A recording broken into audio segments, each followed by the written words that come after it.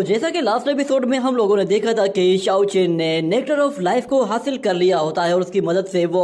अपने skeleton demon दोस्तों को दोबारा से जिंदा कर देता है। वो लोग दोबारा से अपने आप को जिंदा देखकर बहुत ज्यादा खुश होते हैं और शाओ चेन के चारों तरफ घूमते हुए डांस करना शुरू कर देते हैं, जिस पर शाओ चेन भी काफी इमोशनल हो गया था। उसे वहाँ पर यीजेन भी दिखाई देता है जो कि बहुत ही ज्यादा मुश्किल सिचुएशन में होता है। वो लोग फौरन से उसे बचाने के लिए चले जाते हैं जो कि एक बहुत ही खतरनाक वॉरियर के साथ फाइट करते हुए जख्मी हो गया था और उसका भाई वो तो उससे लड़ते लड़ते जान से मारा गया था, जिसके बाद वो लोग उसकी लाश को पानी में बहा देते हैं और फिर शाओ चेन उससे कहता है कि मुझे तुम्हारी थोड़ी सी हेल्प चाहिए। उसकी बातें सुनकर यीजेन भी हैरान हो जाता है और वो कहता है कि क्या तुम पागल हो गए हो, तुम उन सब लोगों को अकेले चैलेंज कैसे करोगे। मगर शाओ चेन कहता है मेरे पास और कोई रास्ता नहीं बचा, मैं कब तक उनसे भागता रहूंगा।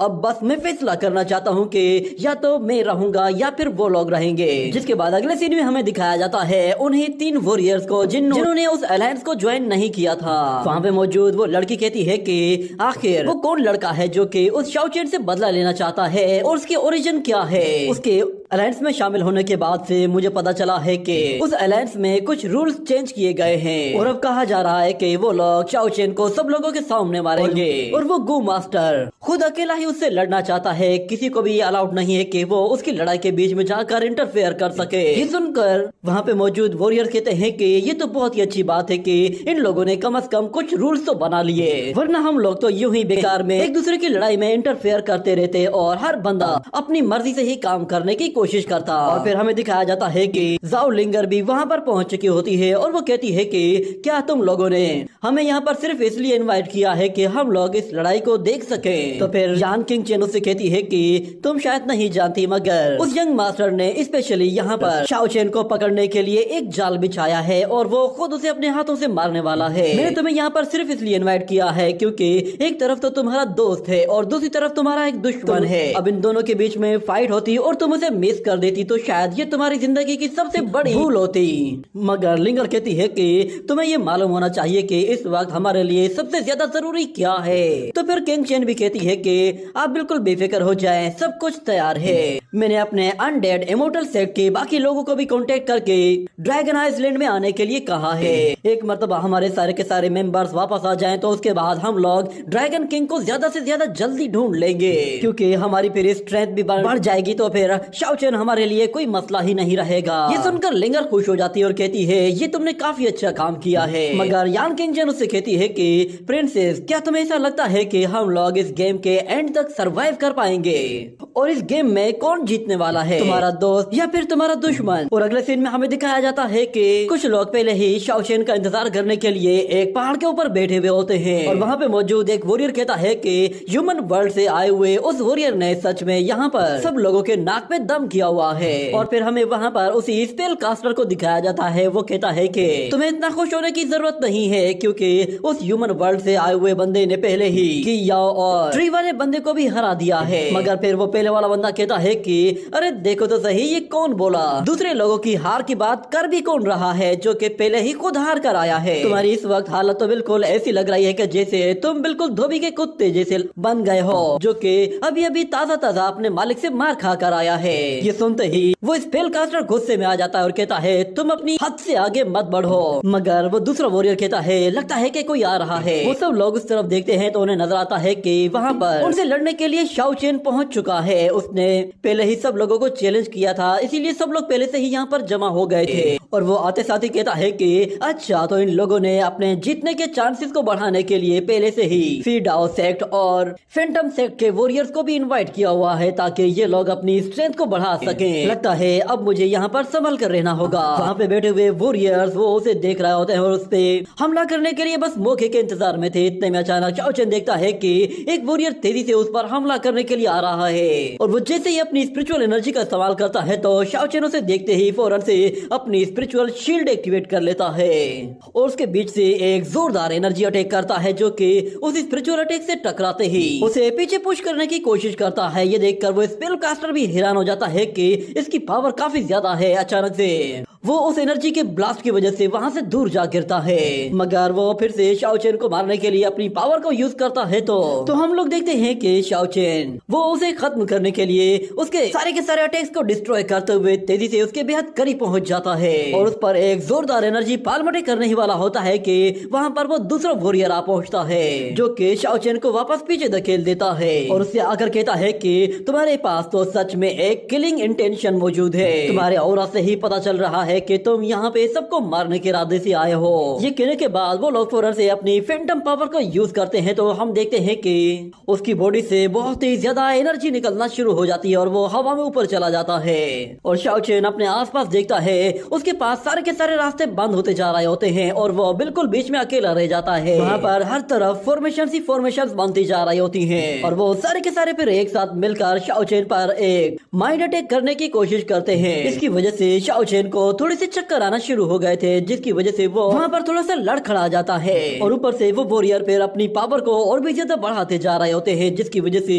वो लोग शाओ चेन को मारना चाहते थे मगर शाओ चेन बहुत ही ज्यादा चालाक होता है और वो माइंड अटैक को आसानी से डिफेंड कर सकता है। जिसके बाद वो उन सब लोगों से कहता है कि अच्छा तो तुम लोग बिल्कुल वैसे ही हो जैसा कि मुझे ये जिन ने तुम्हारे बारे में बताया था। तुम बस वो लोग हो जो कि खुद को बस थोड़ा सा एंटरटेन करना जानते हो। ये कहने के बाद वो फौरन से एक सफेद पट्टी निकालते हुए अपनी आंखों पे बांध लेता है ताकि वो उनके किसी तरह के इल्यूजन का शिकार ना हो ना ही वो लोग उसके माइंड पे अटैक कर सके। ये देखकर वहाँ पे मौजूद वो वॉरियर कहता है कि लगता है कि तुम्हें अपनी जान प्यारी नहीं है। ये कहते ही वो जैसे उस पे हमला करता है तो शाओ चेन डॉज करते हुए नीचे झुक जाता है और एक जोरदार किक मारते हुए उस वॉरियर को वहाँ से दूर उठा फेंकता है। ये देखकर तो वो वॉरियर भी बिल्कुल हैरान रह गया था मगर फिर वो शाओ चेन के ऊपर एक के बाद एक स्पिरिचुअल अटैक करता है तो शाओ चेन अपने स्पिरिचुअल ब्लेड्स के साथ उसके अटैक को डिस्ट्रॉय कर देता है और बहुत ही तेजी से उस वॉरियर की तरफ जाते हुए उसे जाते ही मुंह से पकड़कर जमीन पर दे मारता है और उसे ऊपर उठाते हुए पकड़कर फिर से एक पत्थर की तरफ ले जाता है और उसे उस पत्थर में मारने के बाद फिर से हवा में ऊपर ले जाता है और हम लोग देखते हैं कि ऊपर जाने के बाद वो अपने बहुत सारे स्पिरिचुअल ब्लेड्स क्रिएट करते हुए सीधा उसकी तरफ थ्रो करता है। इसकी वजह से वो स्पिरिचुअल ब्लेड सीधा उसकी बॉडी के आर पार हो जाते हैं और उससे उसका काम वहीं पे ही तमाम हो जाता है। और दूसरी तरफ वो स्पेल कास्टर कहता है कि उसे ज्यादा करीब मत आने देना। इतना कहने की ही देर थी कि हमें शाओ चेन के पीछे से कुछ बहुत ही खतरनाक वेपन्स आते हुए दिखाई देते हैं तो शाओ चेन उन सारे के सारे वेपन्स को डॉज कर लेता है मगर वहाँ पे मौजूद वॉरियर अपने वेपन्स को जैसे ही खींचता है तो वो दोबारा से शाओ चेन की तरफ आ रहे होते हैं मगर शाओ चेन फौरन से अपनी बॉडी से एक जोरदार ऑरा रिलीज करते हुए उन सारी की सारी रस्सियों को काट देता है और वो सारे वेपन उसके करीब आते हैं तो वो उन्हें वापस से किक मारते हुए सीधा उन वॉरियर्स की तरफ थ्रो कर देता है जो कि वहाँ पे स्पेल कास्ट कर रहे होते हैं। उन वेपन्स के लगने की वजह से वो वॉरियर्स वहीं पर ही ढेर हो जाते हैं और देखते ही देखते वो सारे के सारे स्पेल्स भी पूरी तरह से गायब होना शुरू हो जाते हैं और वो स्पेल कास्टर अब बिल्कुल अकेला रह जाता है और वो शाओ चेन के बारे में कहता है कि ये इतना स्ट्रॉन्ग कैसे हो सकता है मगर फिर शाओ चेन उससे कहता है कि अब बहुत देर हो चुकी है, अब तुम कहीं भी नहीं भाग सकते। ये सुनकर उस वॉरियर को गुस्सा आता है मगर इतने में अचानक शाओ चेन पलक झपकते ही उसके दूसरी तरफ निकल जाता है। उसने अपनी स्पिरिचुअल ब्लेड्स के साथ उसे काट कर उसके टुकड़े टुकड़े कर दिए होते हैं जिससे इस वॉरियर का भी काम तमाम हो जाता है और शाओ चेन फौरन से अपनी आंखों से वो पट्टी भी उतार देता है। ऊपर खड़े हुए जितने भी वॉरियर्स होते हैं वो ये सब कुछ देखकर बिल्कुल हैरान रह गए थे। वो कहते हैं कि ये लड़का बहुत ही बेरहम है मगर कियाओ कहता है कि बेकार से वॉरियर्स हैं, ये लोग इसे मिलकर भी नहीं मार पा रहे जबकि मैं चाहूँ तो मैं इसे अकेले ही हरा सकता हूँ और ऊपर से हम लोग यहाँ पर इतने ज्यादा लोग इकट्ठे हुए हैं और हम लोग सिर्फ तमाशा देख रहे हैं। मगर उसका वो दोस्त कहता है कि तुम बिल्कुल बेफिक्र हो जाओ, यहाँ पर कोई और बंदा भी मौजूद है जो कि उसे मारने के लिए आया है। मगर वहाँ पे मौजूद एक और वॉरियर कहता है कि ऐसा लग रहा है कि जैसे शाओ चेन वो अपनी पावर को बढ़ा रहा है और फिर इस तरफ हम शाओ चेन को देखते हैं जो कि ऐसा ऐसा उन लोगों के करीब आ रहा था और वो अब ऐसी जगह पहुंच गया था जहाँ पर उसे वो यंग मास्टर जोंग दिखाई देता है। शाओ चेन उसके बिल्कुल पास पहुंच जाता है और वो उससे कहता है कि तुमने कहा था ना कि हमारे बीच में ये लड़ाई कभी भी खत्म नहीं होगी, जब तक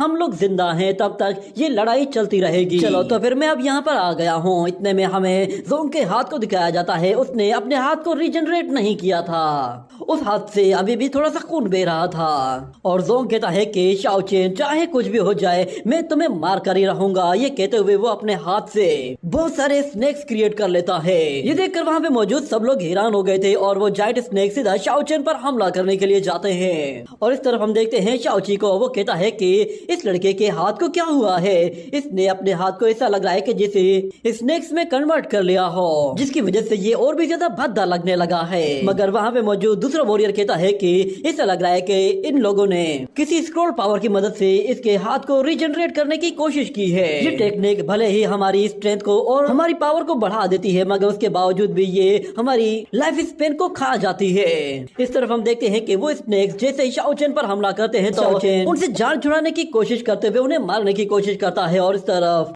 जोंग अपनी टेक्निक को कंटिन्यूसली यूज किए जा रहा होता है, जबकि उसे मालूम होता है कि ये टेक्निक उसे बस कुछ देर के लिए ही स्ट्रेंथ प्रोवाइड करेगी। मगर वो शाओ चेन से कहता है कि क्या तुम्हें अपनी मौत सामने नजर आ रही है? तुम बिल्कुल बेफिक्र हो जाओ, मैं तुम्हें इतनी आसानी से तो मरने दूंगा ही नहीं। मगर शाओ चेन कहता है कि अरे अभी तो बस शुरुआत हुई है, तुमने तो अभी से ही मरने मारने की बातें शुरू कर दी है, अभी इस लड़ाई का तो फैसला ही नहीं हुआ। ये कहते ही जोंग उस पर दोबारा से अपने स्नेक्स के साथ हमला कर देता है और शाओ चेन खुद को बचाने के लिए फिर से उन जायंट स्नेक से खुद को दूर हटाता है। मगर वो देखता है कि वो स्नेक तो फिर भी उसका पीछा कर रहे हैं और एक स्नेक तो उसे जिंदा निकलने वाला होता है। मगर शाओ चेन वहाँ से भी किसी तरह बचकर निकल आता है और वो कहता है कि मुझे मौका देखते ही फिर से इसकी राइट आर्म को काटना पड़ेगा, वरना ये यूं ही मेरे पीछे पड़ा रहेगा। इतना कहने के बाद एक जायंट स्नेक उसे अपने मुंह में दबोचने की कोशिश करता है, मगर शाओ चेन उसके मुंह में नहीं जाता और वो खुद को किसी तरह बाहर निकाल लेता है। मगर वो देखता है कि वहाँ पर स्नेक्स तो एक के बाद एक आए जा रहे हैं, जिसकी वजह से उसे उन स्नेक्स को फेस कर पाना अब मुश्किल लग रहा था। ऊपर से उनका साइज भी बहुत ही ज्यादा बड़ा होता है, अगर वो स्नेक्स चाहे तो शाओ चेन को जिंदा भी निगल सकते हैं। मगर शाओ चेन खुद को बचाने के लिए फौरन से अपनी स्पिरिचुअल पावर का इस्तेमाल करता है और इस तरफ जोंग हंसते हुए कहता है कि चलो अब मरने के लिए तैयार हो जाओ। मगर दूसरी तरफ शाओ चेन वो अपने शील्ड के जरिए स्नेक्स को अपने पास आने से रोक रहा होता है, मगर अचानक से वो एक जोरदार एनर्जी ब्लो के साथ उन स्नेक्स को वापस पीछे धकेल देता है और पलक झपकते ही जोंग के बिल्कुल पास पहुंच जाता है और अपने हाथ से एनर्जी जनरेट करते हुए उस पर एक बहुत ही जोरदार पंच से वार करता है, जिससे जोंग को काफी तकलीफ होती है। और फिर शाओ चेन एक के बाद एक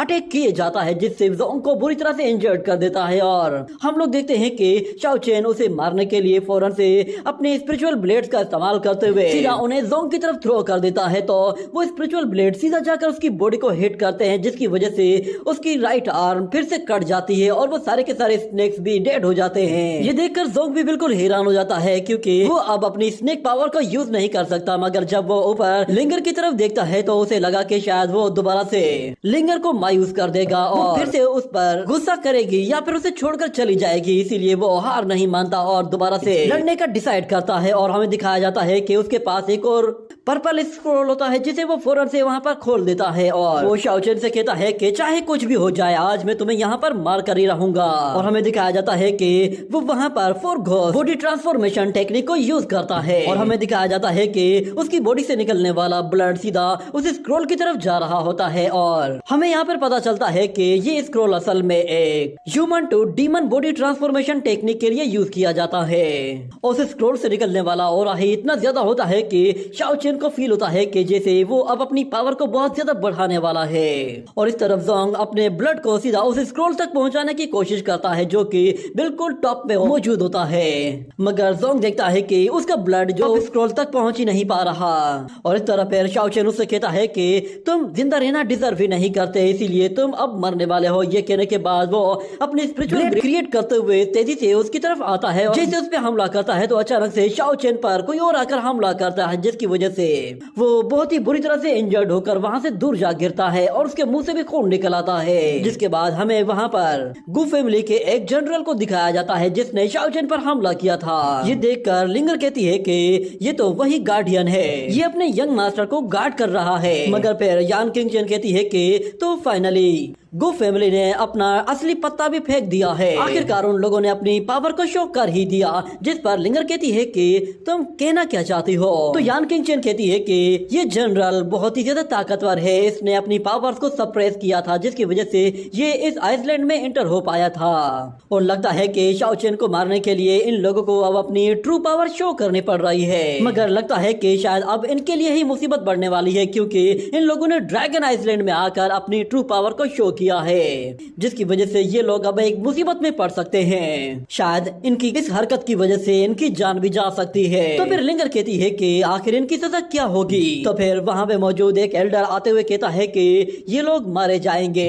इनके पास बचने के लिए कोई भी ऑप्शन मौजूद नहीं है, इनकी मौत इनके सामने है। मुझे समझ में नहीं आता कि आखिर गू फैमिली ने इस ह्यूमन वर्ल्ड से आए हुए लड़के के लिए इतनी ज्यादा तबाही कैसे कर दी। ये लोग अपना ही बेड़ा गर्क कर रहे हैं। मैं तो बस यहाँ पर गू फैमिली को बर्बाद होते हुए देखने के लिए आया हूँ। और इस तरफ हम देखते हैं कि वो जनरल फिर उस यंग मास्टर से कहता है कि प्लीज बस कीजिए, आप इतने ज्यादा हाई लेवल पर नहीं है कि आप इस स्क्रॉल को एब्जॉर्ब कर सकें या फिर आप इसकी पावर को यूज कर पाए। अगर आप कहेंगे तो आपकी तरफ से मैं उससे लड़ूंगा। मगर फिर वो यंग मास्टर कहता है कि नहीं, मैं उसे खुद अपने हाथों से मारना चाहता हूँ, इसीलिए तुम पीछे हट जाओ। ये कहने के बाद वो उस स्क्रॉल के टॉप तक पहुंचने के लिए अपनी पावर को यूज करते ही हवा में ऊपर जाते हुए उस स्क्रॉल को टच करने की कोशिश करता है। इसके लिए उसे बहुत ज्यादा एनर्जी लगानी पड़ रही होती है, मगर वो आहिस्ता आहिस्ता हवा में ऊपर जाने लगता है और उस स्क्रॉल के टॉप को पहुंचने ही वाला था। मगर फिर दूसरी तरफ वो जनरल कहता है कि लगता है कि अब मेरे पास और कोई ऑप्शन नहीं बचा है। यंग मास्टर उसे हर हाल में मारना चाहते हैं और ऊपर से मैंने भी अपनी ट्रू पावर को शो कर दिया है, तो अब मेरी मौत तो यहाँ पर पक्की है। जिसके बाद उसके पास सिर्फ दो ही ऑप्शन बचते हैं, या तो वो अपनी जान बचाकर यहाँ से भाग जाए या फिर अपने मास्टर के लिए अपनी जान कुर्बान कर दे। और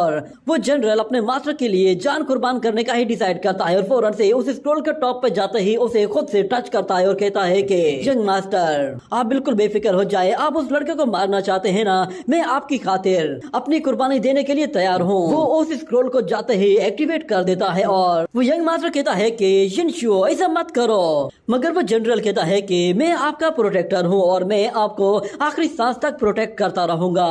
इतने में हम लोग देखते हैं कि वहाँ पर वो स्क्रॉल फॉर्मेशन एक्टिवेट हो जाती है, जिसकी वजह से वहाँ पे बहुत ज्यादा स्मोक फैल जाता है और शाओ चेन को भी कुछ दिखाई नहीं देता कि अब वहाँ पर क्या होने वाला है। मगर इस तरह वो यंग मास्टर अपने जनरल के लिए कुछ भी नहीं कर पाता, उल्टा वो अपनी फॉर्मेशन को कंप्लीट करने का डिसाइड करता है। और हम देखते हैं कि उस स्क्रॉल पेपर के अंदर से कुछ डीमन स्कल्स बाहर निकल आती हैं और ग्राउंड के अंदर से भी एक बहुत बड़ी स्कल बाहर निकल आती है जो कि सीधा उस यंग मास्टर की तरफ जा रही होती है। ये देखते ही वो जनरल उससे कहता है कि प्लीज ओनर को जाकर बता देना कि मैंने अपनी वफादारी का सबूत देकर खुद को कुर्बान करके आपको बचाया है। इतने में वो स्कल जैसे ही आकर उस यंग मास्टर को खाने की कोशिश करती है तो वो यंग मास्टर अपने ब्लड के जरिए उस स्क्रॉल पेपर को छू लेता है, जिसकी वजह से वो उस स्कल पावर को पूरी तरह से एब्जॉर्ब कर लेता है। और इस तरफ वो जनरल नीचे गिर रहा होता है और वो कहता है कि यंग मास्टर ओनर को जाकर बता देना कि मैंने अपनी पूरी कोशिश की है और आखिरी सांस तक मैं आपके लिए लड़ता रहा हूँ। इस तरफ हम देखते हैं कि वो यंग मास्टर एक बीस्ट में ट्रांसफॉर्म हो चुका होता है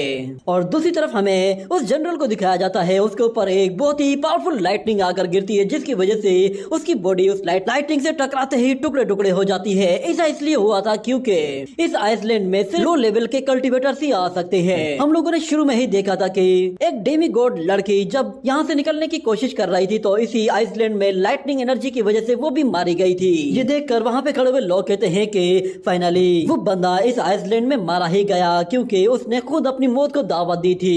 ड्रैगन डाओ रूल्स सच में बहुत ही ज्यादा स्ट्रॉन्ग है, वो किसी भी स्ट्रॉन्ग पर्सन को आसानी से डिटेक्ट कर लेते हैं। मुझे भी अब आगे चलकर जरा एहतियात से रहना होगा। और इस तरफ हमें दिखाया जाता है जोंग को, जो कि एक डीमन में कन्वर्ट हो चुका होता है और उसकी पावर बहुत ज्यादा इंक्रीज हो चुकी होती है और ऊपर से उसे अपने जनरल के मरने का बहुत ज्यादा गुस्सा होता है और वो शाओ चेन से कहता है कि इसके लिए तुम्हें अपनी जान की कीमत देनी पड़ेगी। ये कहते ही वो फौरन से अपने एक हाथ से एक जायंट डिमोनिक सोर्ड को भी क्रिएट कर लेता है और शाओ चेन को मारने के लिए पूरी तरह से तैयार हो जाता है और उससे कहता है कि अब तुम्हारे बचने का कोई भी चांस नहीं है। वो अपनी सोर्ड के साथ जैसे ही शाओ चेन पर हमला करता है तो शाओ चेन फिर से अपने सामने एक शील्ड बना लेता है, मगर वो सोर्ड अटैक इतना ताकतवर होता है कि शाओ चेन को उठाकर दूर फेंक देता है। और इस तरफ शाओ चेन खुद को संभाल पाता, इतने में वो डीमन उस पर एक और स्पिरिचुअल वेव अटैक करता है जो कि शाओ चेन फिर से रोकने के लिए अपनी शील्ड बनाता है, मगर इस मर्तबा भी वो उस अटैक को नहीं रोक पाता। उसकी पावर बहुत ज्यादा बढ़ चुकी होती है जिसकी वजह से शाओ चेन की शील्ड भी अब उसे नहीं बचा पा रही थी। और दूसरी तरफ हम देखते हैं कि वो बीस्ट अपने एक सूट को अपनी दो सोर्ट्स में कन्वर्ट कर लेता है और फिर वो दोनों ही सोर्ट्स जैसे ही शाओ चेन की तरफ थ्रो करता है तो शाओ चेन बड़ी ही आसानी से उन दोनों को डॉज करते हुए जाने देता है, मगर वो डीमन बिल्कुल पीछे आकर शाओ चेन पर दोबारा से वार करता है और इस मर्तबा भी किसी तरह शाओ चेन खुद को बचा लेता है और कहता है कि इसकी पावर बढ़ चुकी है, मुझे कुछ ना कुछ करना पड़ेगा। और इस तरफ हम देखते हैं वो डीमन एक के बाद एक अटैक करना शुरू कर देता है और शाओ चेन अटैक से खुद को बचाते हुए बहुत ही आसानी से उसे एक जोरदार किक दे मारता है, मगर उसके किक मारने से उस डीमन को कोई खास फर्क पड़ा ही नहीं था। उल्टा वो अब इस फाइट को और भी ज्यादा एंजॉय करने लगा था, जिसकी वजह से अब उसके अंदर जोश बढ़ने लगता है और वो और भी ज्यादा स्ट्रॉन्ग बनने लगता है और वो शाओ चेन पर अपनी दोनों सोर्स के साथ एक बहुत ही जोरदार क्रॉस एनर्जी वेव अटैक करता है। ये देखकर शाओ चेन कहता है कि ऐसा लग रहा है कि इसकी पावर वो 4 हेवन लेवल से भी बढ़ गई है। शाओ चेन उसके अटैक से खुद को बचाते हुए दूर हटता है और फिर वो देखता है कि उस डीमन ने तो एक के बाद एक अटैक की बौछार कर रखी है, जिसकी वजह से शाओ चेन उस अटैक से बचते हुए उस डीमन के करीब जाने की कोशिश करता है और कहता है कि इसकी बॉडी तो ऐसा लग रहा है कि जैसे इनडिस्ट्रक्टेबल बन गई है, अगर मुझे इस बॉडी को तोड़ना है तो मुझे इसे अंदर से जाकर तोड़ना पड़ेगा। इतना कहते हुए वो उस डीमन के बिल्कुल करीब चला जाता है और वो डीमन जैसे ही उस पर स्वॉर्ड से वार करता है तो शाओ चेन खुद को अटैक से बचाते हुए वहां पर एक ट्रैप बिछाना शुरू कर देता है, जिसके बारे में उस डीमन को कुछ पता भी नहीं होता और वो कंटिन्यूअसली शाओ चेन पर हमला किए जा रहा होता है और शाओ चेन एक के बाद एक फॉर्मेशन को उसके चारों तरफ सेट करता जा रहा था। ये देखकर वो डीमन और भी ज्यादा गुस्से में आने लगता है कि शाओ चेन उसके हर एक अटैक को डॉज कर रहा है, जिसकी वजह से वो एक साथ ही अपनी बॉडी से एकदम से बहुत सारे अटैक्स को रिलीज कर देता है, जो कि पहाड़ों के भी टुकड़े टुकड़े कर देते हैं, मगर शाओ चेन फिर भी वहां से बच जाता है। इतने में वो डीमन गुस्से में आ जाता है और वो बहुत ही जोर से चिल्लाता है, जिसके बाद हम देखते हैं कि वहां पर जमीन के नीचे से फिर से एक बड़ी सी स्कल बाहर निकल आती है और डीमन जैसे अपने मुंह से एनर्जी क्रिएट करते हुए शाओ चेन पर हमला करने वाला होता है तो वो डीमन स्कल भी अपना मुंह खोलकर शाओ चेन पर एक बहुत ही जोरदार एनर्जी अटैक करती है। तो शाओ चेन उस अटैक को अपनी तरफ आता देखकर फिर से अपने सामने एक शील्ड क्रिएट करते हुए उस अटैक को रोकता है, मगर वो फील करता है कि ये अटैक उसकी ताकत से बहुत ज्यादा ताकतवर है, इसीलिए वो फौरन से उस अटैक को दूसरी तरफ डाइवर्ट कर देता है। मगर उस डीमन की बॉडी के अंदर से वो जोंग कहता है कि तुम चाहे कहीं पे भी चले जाओ तो मुझसे दूर नहीं जा सकते। तो फिर शाओ चेन कहता है ऐसी बात है तो फिर ठीक है, एक दूसरे से हेड टू हेड फाइट करते हैं। ये कहने के साथ वो डीमन जैसे ही हमला करने के लिए आता है तो शाओ चेन फौरन से अपनी लेग को गोल घुमाते हुए वहां पर एक और फॉर्मेशन एक्टिवेट कर देता है और हम देखते हैं कि वो ट्रैप फॉर्मेशन कंप्लीट हो जाती है, जिसकी वजह से वो डीमन उसके अंदर बंद हो जाता है और कहता है कि ये सब क्या कर रहे हो तुम। तो शाओ चेन उस डीमन को उस ट्रैप में फंसाते हुए कहता है कि तुम्हारी बॉडी के अंदर वो यिन की पावर सिर्फ उस स्क्रॉल की वजह से आई है, इसीलिए मैं तुम्हारे आसपास की जितनी भी नेगेटिव एनर्जी है उसे सील करने वाला हूँ, जिसकी वजह से तुम्हारी बॉडी अब बहुत ज्यादा वीक पड़ जाएगी और अपने आप ही डैमेज हो जाएगी। इतने में उस डीमन के आसपास बहुत ज्यादा फ्यूम फैल जाता है और उसे कुछ दिखाई नहीं देता कि शाओ चेन कहाँ पर है और दो स्पिरिचुअल रोप उसके पैरों से आकर लिपट जाती हैं और उसे वहां से भागने नहीं देती। और इतने में शाओ चेन जैसे ही अपनी स्पिरिचुअल ब्लेड थ्रो करता है तो दूसरी तरफ वो डीमन अपनी स्वॉर्ड के साथ उस ब्लेड को रोक लेता है और वो डीमन कहता है कि शाओ चेन चलो बाहर आ जाओ और सामने आकर लड़ो। मगर शाओ चेन बहुत ही चालाक होता है, वो उसकी एनर्जी को एब्जॉर्ब करते हुए कमजोर करता है और उसके पीछे आकर उस पर एक बहुत ही जोरदार वार करते हुए दूसरी तरफ निकल जाता है। और इस तरफ वो डीमन अचानक से फील करता है कि जैसे उसकी पावर वो तेजी से कम होना शुरू हो गई है। ये देखते ही वो गुस्से में आकर अपनी पावर को और भी ज्यादा तेजी के साथ बढ़ाना शुरू कर देता है, मगर उससे भी कोई फायदा नहीं होता और ऊपर से वो शाओ चेन से कह रहा होता है कि चलो बाहर आ जाओ, मेरे सामने आकर लड़ो। मगर शाओ चेन कहता है कि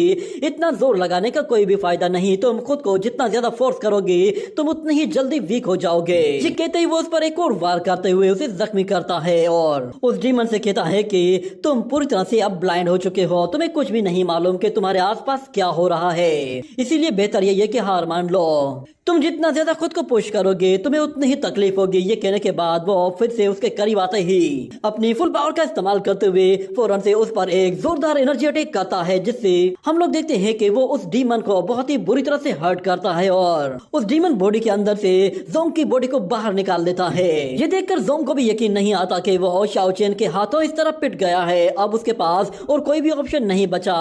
और फिर शाओ चेन वहाँ पे मौजूद सब लोगों से कहता है कि मैं शाओ चेन आज यहाँ पर कसम खा कर कह रहा हूँ कि तुम यहाँ पर जितने भी लोग हो मैं तुम सब लोगों के साथ फाइट करूंगा और तुम में से कोई भी ऐसा नहीं कि जो मुझे मार सके, और मैं अकेला ऐसा बंदा हूँ कि जो